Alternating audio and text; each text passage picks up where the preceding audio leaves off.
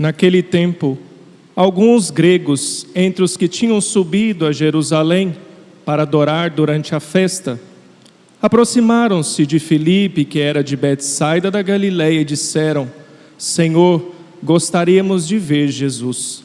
Filipe combinou com André, e os dois foram falar com Jesus. Jesus respondeu-lhes: Chegou a hora em que o Filho do Homem vai ser glorificado. Em verdade, eu vos digo, se o grão de trigo que cai na terra não morre, ele continua só um grão de trigo. Mas se morre, então produz muito fruto. Quem se apega à sua vida, perde-a. Mas quem faz pouca conta de sua vida neste mundo, conservá-la-á para a vida eterna. Se alguém me quer servir, siga-me, e onde eu estou estará também o meu servo. Se alguém me serve, meu Pai o honrará. Agora sinto-me angustiado, e que direi? Pai, livra-me desta hora. Mas foi precisamente para esta hora que eu vim. Pai, glorifica o teu nome. Então veio uma voz do céu: eu o glorificarei e o glorificarei de novo. A multidão que estava lá e ouviu, dizia que tinha sido um trovão. Outros afirmavam: foi um anjo que falou com ele. Jesus respondeu e disse: esta voz que ouvistes não foi por causa de mim, mas por causa de vós. É agora o julgamento deste mundo. Agora o chefe deste mundo vai ser expulso, e eu, quando for elevado da terra, atrairei todos a mim. Jesus falava assim para indicar de que morte iria morrer. Palavra da salvação. Glória a vós, Senhor. Louvor e glória a ti, Senhor. Cristo, palavra de Deus. Cristo, palavra de Deus. Louvor e glória a ti, Senhor. Cristo, palavra de Deus. Cristo, palavra de Deus.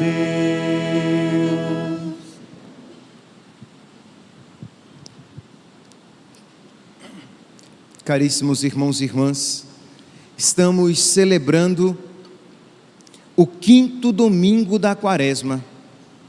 E este 5º domingo, ele tem uma particularidade. O tempo da Quaresma, ele é dividido em 2 grandes blocos. Da mesma maneira como o tempo do Advento. Vocês lembram, o tempo do Advento, ele é dividido também em 2 blocos. Até o dia 16, inclusive, é o advento escatológico, em que nós meditamos a respeito da segunda vinda de Cristo. A partir do dia 17, começam as antífonas do Ó, e o advento natalino, em que nós nos voltamos para a chegada, não a segunda vinda, mas a primeira vinda, a vinda na carne, pequenininho, em que ele se faz um bebê para a nossa salvação. Pois bem, isso no tempo do advento. No tempo da Quaresma, nós também dividimos a Quaresma em 2 blocos. As 4 primeiras semanas da Quaresma são, digamos, tem uma perspectiva mais de conversão dos fiéis. Nós falamos bastante a respeito da conversão, dos exercícios quaresmais, oração, penitência, caridade. E aí nós vamos nos aprofundando nesses pontos no decorrer das 4 semanas. Mas a partir da 5ª semana, do 5º domingo da Quaresma, a perspectiva muda. Nós agora nos voltamos para a paixão de nosso Senhor. Isto é, nós iremos contemplar Jesus Cristo crucificado. Os próprios textos nos levam a isso. A partir de amanhã, nós poderemos ouvir no prefácio, já o prefácio da paixão, em que nós vamos nos preparando espiritualmente para a paixão de nosso Senhor, pedindo a Ele a graça de amar a sua paixão, de reproduzir em nós a sua paixão, não de apenas contemplar intelectualmente. E este segundo momento terá o seu ápice na Semana Santa, com o Evangelho da Paixão no Domingo de Ramos e da Paixão do Senhor. Isso era tão verdade que no antigo missal, no missal de 62, este domingo era chamado de primeiro domingo da Paixão, e o Domingo de Ramos era chamado de segundo domingo da Paixão. Então, apenas para que nós compreendamos a característica deste tempo. É por isso que nós temos aqui as imagens veladas, porque nós fazemos como que um jejum dos olhos, porque nós somos chamados a viver mais intensamente este mistério da paixão. O crucifixo, ele está também velado. Por quê? Porque nos prepara para quando ele for desvelado na Sexta-feira Santa, para que nós adoremos o mistério da cruz, adoremos o amor de Jesus manifestado na cruz. Então, apenas para que nós compreendamos que estamos começando um segundo momento neste tempo da Quaresma. Então, vamos agora olhar, contemplar os textos evangélicos de hoje e ver o que é que eles têm a nos ensinar, para que nós possamos viver bem, para que nós possamos nos preparar mais intensamente para a festa que se aproxima mais do que nunca. Estamos mais próximos do que antes da festa da Páscoa. No próximo domingo já será Domingo de Ramos e da Paixão. Pois bem, o evangelho de hoje, retirado do capítulo 12 de São João, diz aqui que naquele tempo havia alguns gregos entre os que tinham subido a Jerusalém para adorar durante a festa, isto é, pagãos devotos. Eles não eram judeus, eles eram gregos, eles eram pagãos, mas eles eram devotos. Eles, de alguma maneira, naquilo que lhes era possível, eles adoravam o Deus verdadeiro, eles seguiam a antiga aliança. E diz então que eles se aproximam de Filipe, que era de Betsaida, diz aqui o texto. Betsaida era uma região muito habitada por pagãos, então Filipe poderia ser compreendido como uma pessoa próxima aos pagãos. Então eles vão a Filipe e dizem assim: Senhor, gostaríamos de ver Jesus. Os pagãos que gostariam de ver Jesus. Jesus estava no templo, o templo de Jerusalém, para que vocês compreendam, ele tinha, digamos, 5 pórticos, 5 pátios. Então tinha o centro dele, chamado de Santo dos Santos. No centro do templo de Jerusalém, só o sumo sacerdote entrava uma vez no ano. Mas tinha um outro pátio ao redor deste centro, que é o santo. O centro é o Santo dos Santos. O outro é o santo. Lá era onde o sacerdote oferecia os sacrifícios. Existia um outro pátio ao redor deste, que era chamado Pátio de Israel, ou Pátio dos Homens, em que normalmente esses encontros e esses ensinamentos de Nosso Senhor aconteciam ali no Pátio dos Homens. Ao redor desse outro pátio existia o Pátio das Mulheres, e ao redor desse outro pátio existia o Pátio dos Gentios, o Pátio dos Pagãos. E um pagão que podia entrar no templo e permanecer no pátio dos gentios, no pátio dos pagãos, não podia ultrapassar. Deveria ali permanecer, que se ele ultrapassasse, seria condenado à morte. Então é por isso que eles vão a Filipe, que estaria ali naquele pátio, estaria provisoriamente, Filipe poderia entrar, e diz assim: nós gostaríamos de ver Jesus. Filipe diz aqui, então, Filipe combinou com André, e os dois foram falar com Jesus, que estava lá no pátio dos homens. Então estava no pátio dos gentios, passou pelo pátio das mulheres, foi ao pátio dos homens e falou a Nosso Senhor. E o que é que acontece? Nosso Senhor não vai lá ao pátio dos gentios. Diz aqui, Filipe combinou com André, os dois foram falar com Jesus. Jesus respondeu-lhes: chegou a hora em que o Filho do Homem vai ser glorificado. Isto é, Jesus reconhece naquela frase: queremos ver Jesus, dos pagãos, dos gentios, um sinal de que chegou a sua hora. E é tanto que Jesus diz: em verdade vos digo, chegou a hora em que o Filho do Homem vai ser glorificado. Em verdade eu vos digo, se o grão de trigo que cai na terra não morre, ele continua só um grão de trigo, mas se morre, ele produz muito fruto. Jesus está falando de si mesmo e dizendo que eles, os gentios, os pagãos, nós, acredito que não haja nesta igreja ninguém aqui que seja descendente da raça de Israel, que tenha, digamos, sangue semita.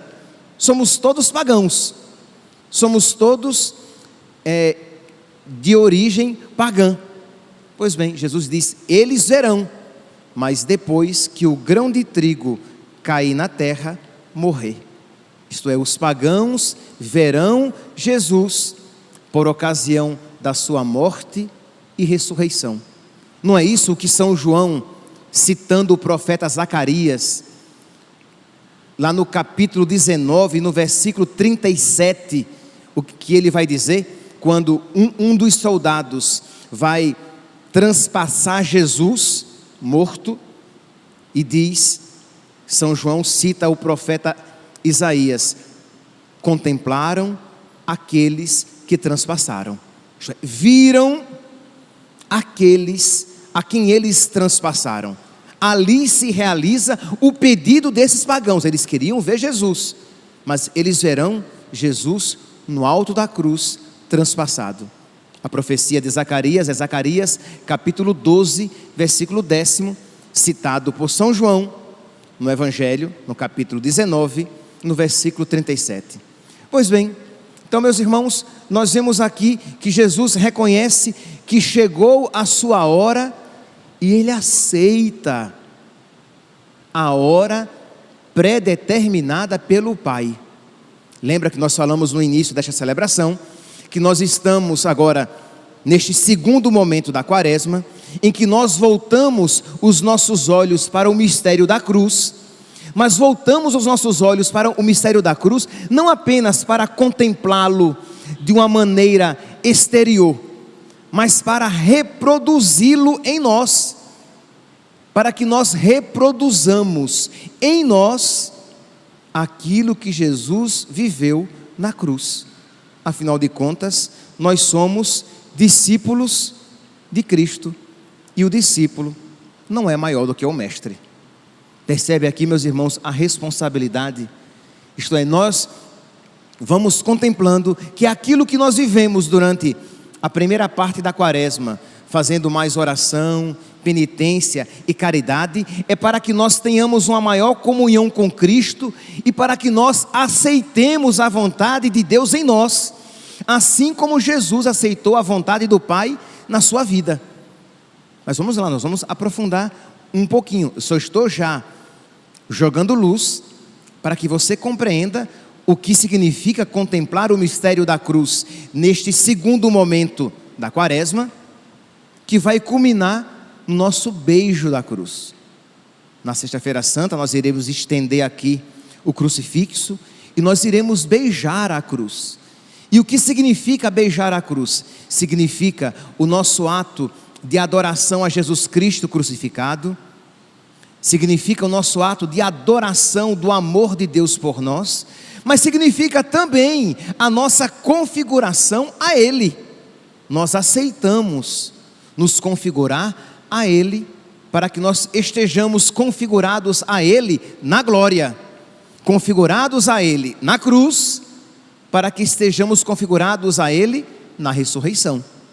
Pois bem, então Jesus, quando ouve aquilo que os pagãos querem vê-lo, Jesus vê ali um sinal para dizer o quê? Agora chegou a minha hora, a hora em que o Filho do Homem vai ser glorificado, vai ser crucificado. Em verdade vos digo, se o grão de trigo, Jesus está falando dele, se o grão de trigo que cai na terra não morre, não produz fruto. Se eu não morrer, se eu não fizer a vontade do Pai, eu não vou produzir fruto nenhum. Imagine, meus irmãos, Jesus está falando isso a respeito dele, e isso é verdade também a nosso respeito. Se nós não aceitarmos a vontade de Deus na nossa vida, eu como padre, o diácono Leandro como diácono permanente, os religiosos como religiosos, os leigos casados, leigos solteiros, cada um no seu estado de vida, se nós não aceitarmos, mas não aceitarmos como um escravo que tem medo do seu senhor e aceita a sua vontade porque não tem jeito, porque senão o chicote vem em cima dele. Não, mas como quem ama e sabe que a lei do Senhor Deus é perfeita, e sabe que a vontade de Deus é boa, mesmo quando dolorosa. Então, se nós não aceitarmos a vontade de Deus, a nossa vida não produzirá frutos. Então Jesus continua: se o grão de trigo que cai na terra não morre, ele continua só um grão de trigo, mas se morre, então produz muito fruto. E aí Jesus continua falando para ele mesmo. Quando a gente prega para os outros, no mais das vezes, a gente também prega para si mesmo. E Jesus estava falando para ele mesmo. Quem se apega à sua vida, perde-a. Mas quem faz pouca conta da sua vida neste mundo, conservá-la-á para a vida eterna. A palavra é fortíssima. Você talvez não compreenda a profundidade, mas preste atenção. Quem faz pouca conta da sua vida neste mundo, conservá-la-á para a vida eterna.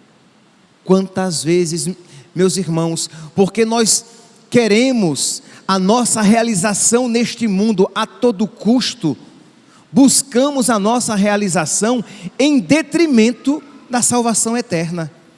Nós queremos tanto a felicidade aqui, agora, que perdemos aquela que verdadeiramente conta.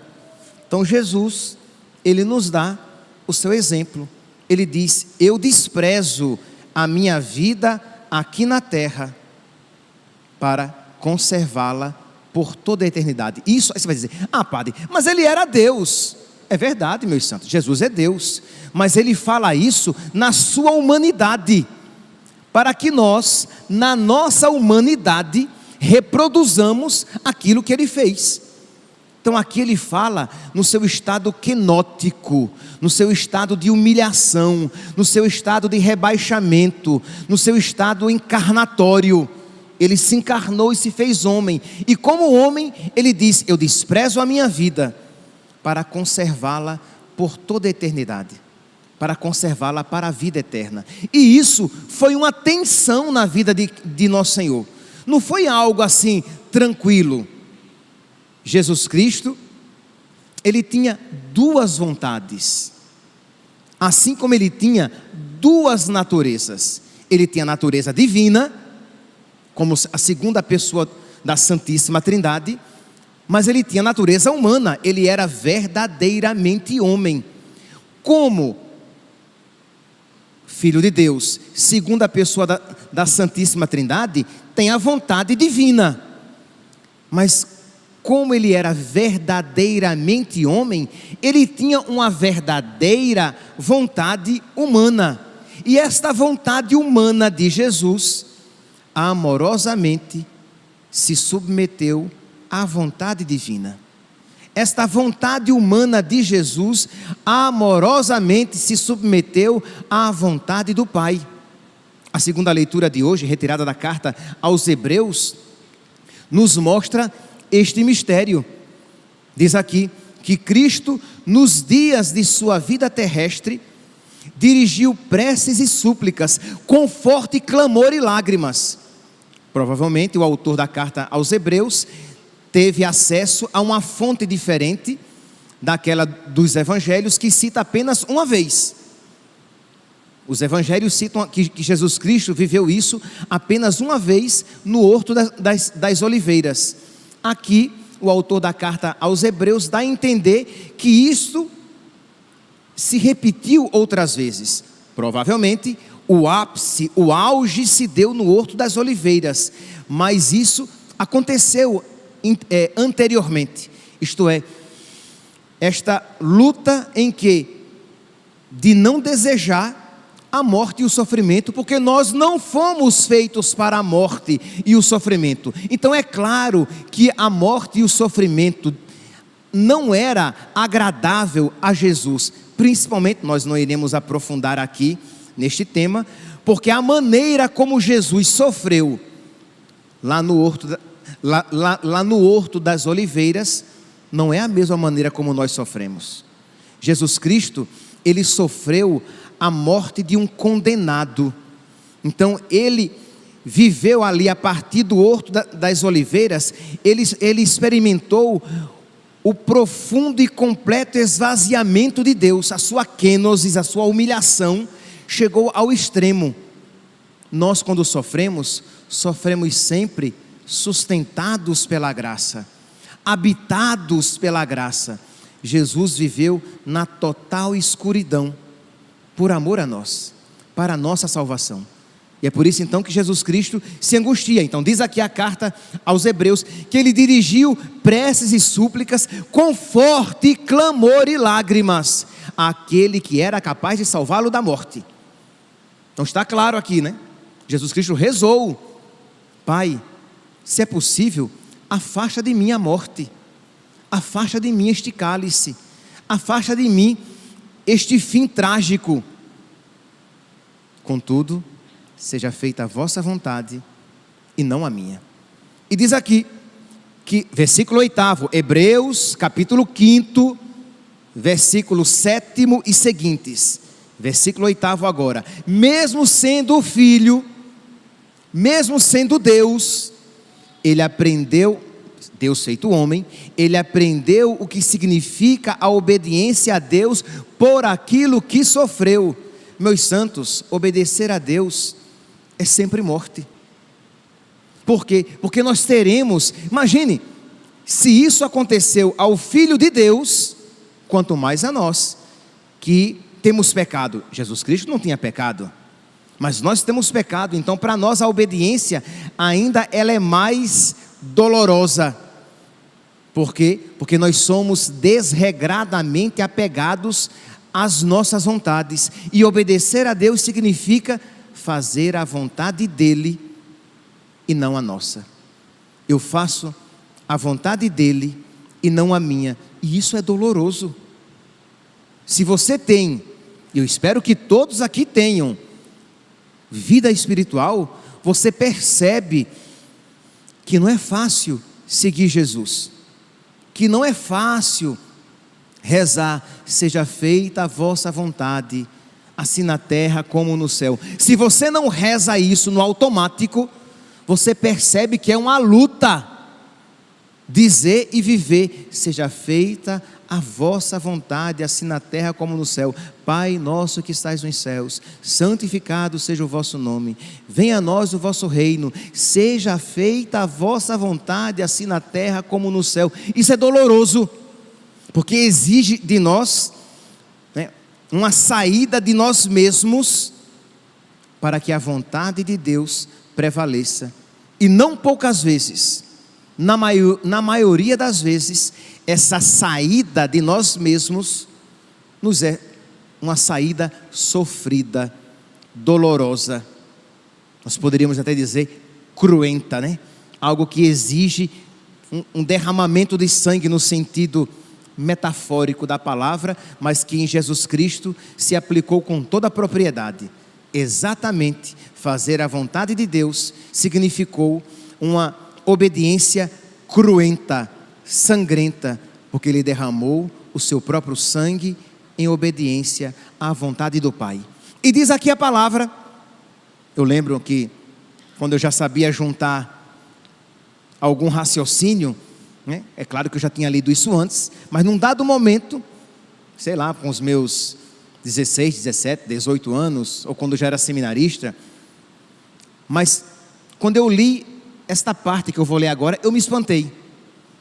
Mesmo sendo filho, calma, não é ainda isso, aprendeu o que significa a obediência a Deus por aquilo que sofreu, mas na consumação de sua vida, tornou-se causa de salvação.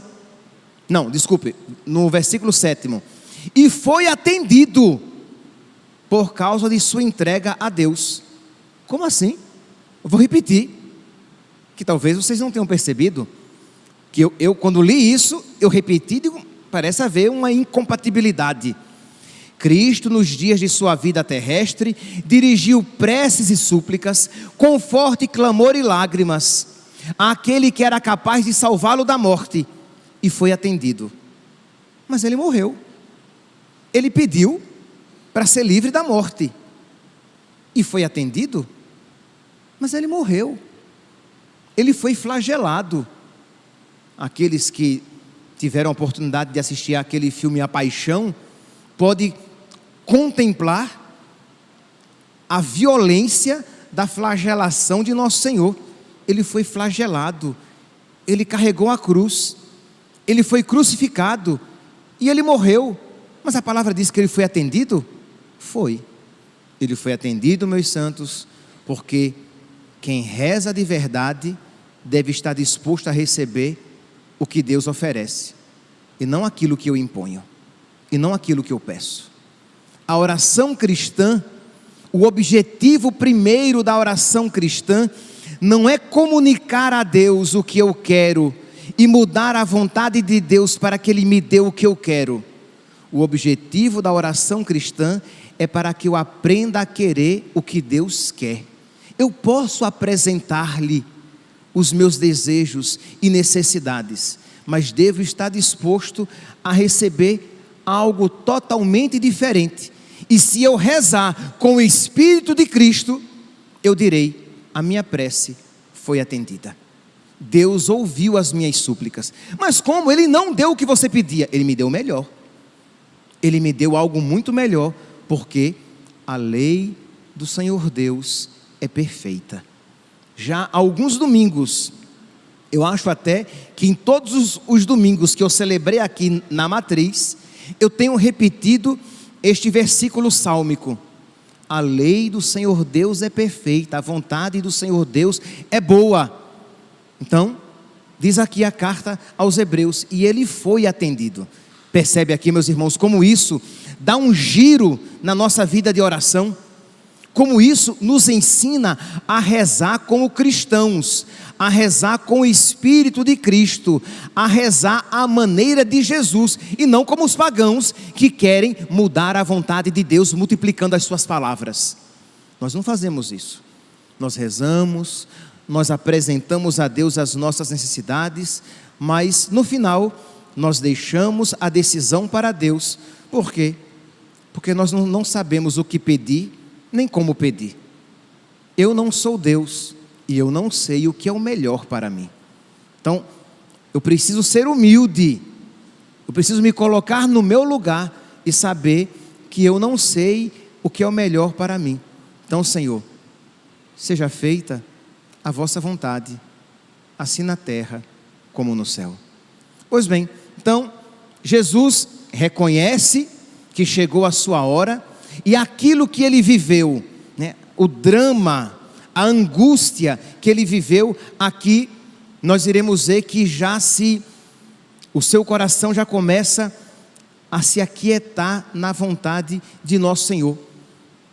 Ele vai viver mais à frente um outro drama, no Horto das Oliveiras, mas ele já começa a viver aqui e vê que eu vim para essa hora chegou, e eu não vou pedir a Deus, livra-me dessa hora. Ele vai dizer: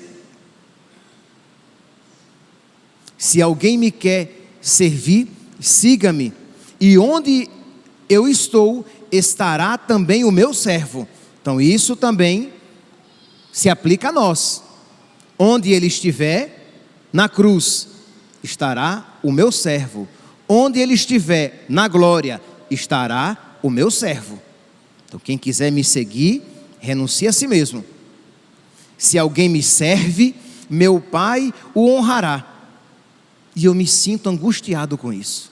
Percebe aqui, este luz e sombra na oração de nosso Senhor. Ele vê a vontade de Deus, mas na sua humanidade, ele percebe essa angústia. Isto é, nós muitas vezes, nós não temos, digamos, Jesus Cristo voluntariamente aceita ser tomado por todas as nossas paixões para redimi-las. Nós, devido aos nossos desequilíbrios, nós somos tomados pelas paixões. Mas a pergunta é: o que é que nós fazemos quando somos tomados pelas nossas paixões?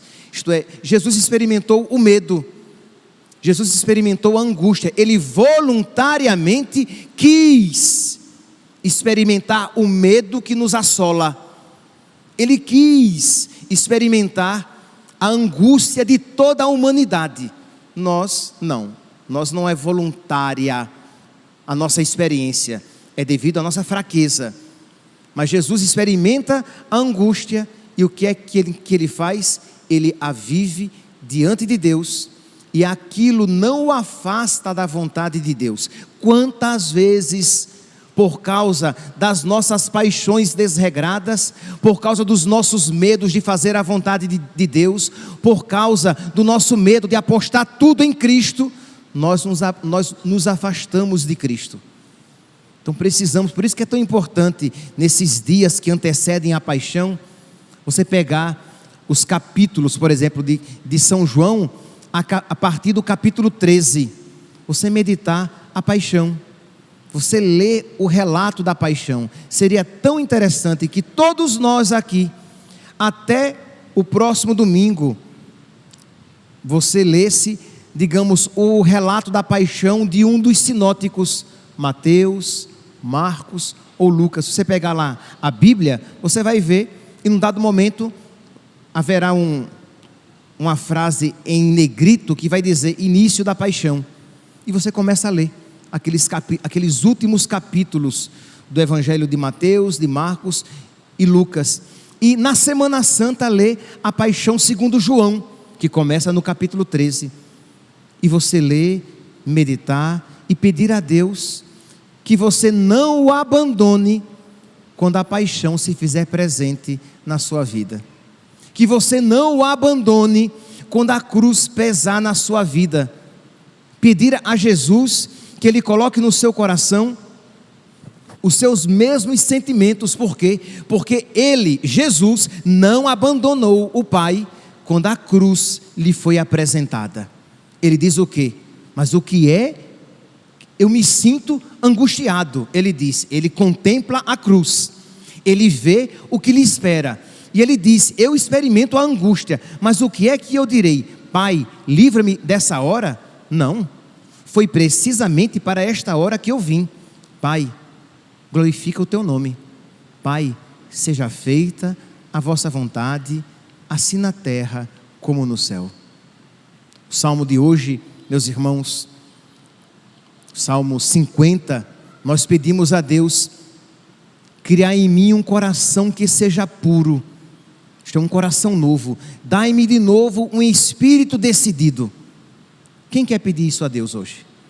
Um espírito decidido. Um espírito decidido por Deus. Um espírito decidido pelas coisas do alto. Não estou pedindo que ninguém levante a mão, tá? Mas se eu pedisse, levante a mão, quem quer um espírito decidido por Deus? Quem quer de verdade renunciar a si mesmo, tomar a sua cruz e seguir Jesus, porque foi isso que ele fez, e se isso fez o Mestre, isso precisamos fazer nós, os discípulos, e cada um com a sua cruz. Às vezes, um casamento difícil, e você precisa carregar a sua cruz. Às vezes, dificuldades financeiras, e você vai tentar resolver aqueles problemas, mas concomitantemente, você vai procurar seguir Jesus naquela situação de vida difícil em que você se encontra. Às vezes, uma doença, e você não vai deixar que aquela doença o afaste de nosso Senhor. Não vai deixar que aqueles problemas financeiros tornem o seu coração amargo. Não vai deixar que aqueles problemas se tornem o centro da sua vida, de modo que você se esquece de Deus e só pensa em resolver aqueles problemas, em ganhar mais dinheiro, em pagar as suas dívidas ou em alcançar a cura para a sua doença, que pode ser que aquele infortúnio seja a cruz, faça parte do caminho de santificação da sua vida. Pode ser, meu santinho, que você seja homossexual e você perceba a luta que você tem travado para ser fiel a nosso Senhor e não se deixar levar pelas suas paixões, lutando para viver na castidade. E aquela é a sua cruz. Pode ser, meu santinho, minha santinha, que você perceba que você tem uma grande dificuldade de viver a castidade. Você no seu namoro, você tem uma dificuldade imensa. Para você viver a castidade é uma tortura, e você vai se esforçar para viver a castidade, porque você quer glorificar a Deus no seu corpo, para se preparar para um dia você se casar e viver na castidade a vida sexual no seu casamento. Pode ser que você, homem casado, mulher casada, estejam experimentando a dificuldade das exigências da vida matrimonial, a dedicação à esposa, a dedicação ao marido, a dedicação aos filhos.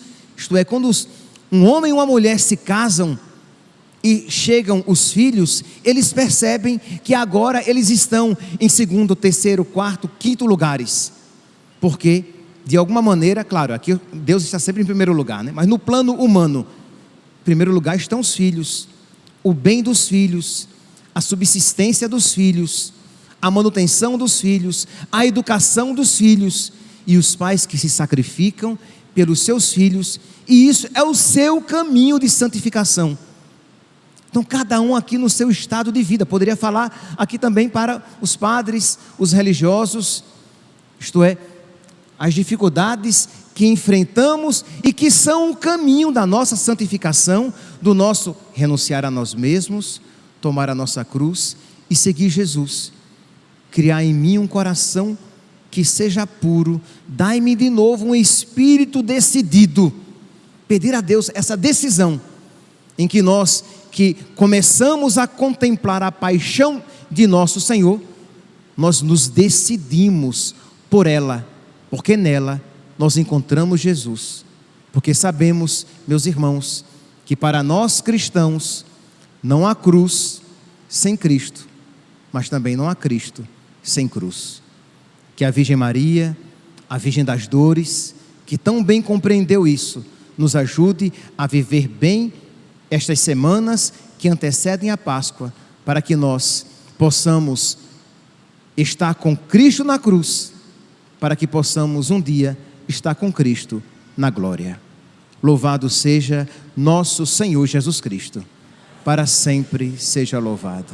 De pé, meus irmãos, proclamemos a nossa fé. Creio em Deus Pai Todo-Poderoso,